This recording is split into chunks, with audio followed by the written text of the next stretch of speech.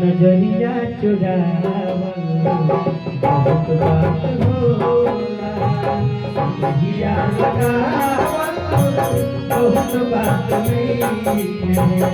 नजरिया चुरावल बहुत बात होला।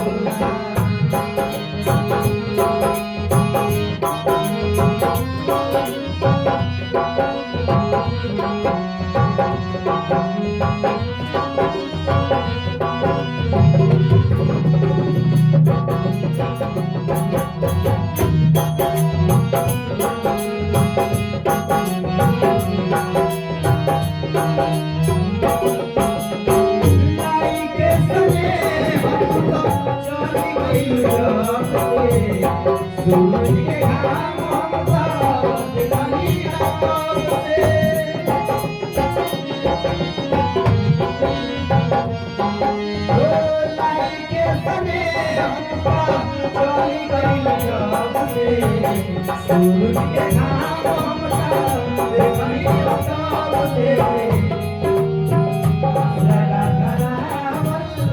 बहुत बात नहीं आसरा धरा बहुत बात नहीं आसरा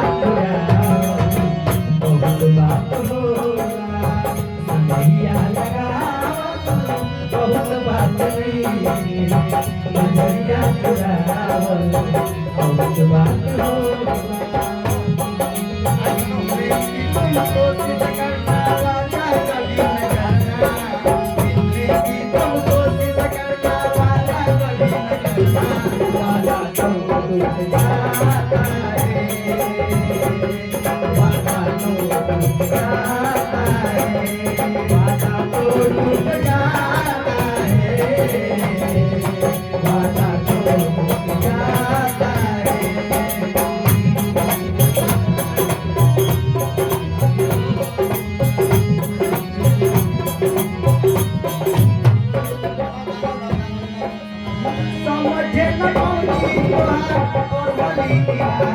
बाबा के जाल में धरा गई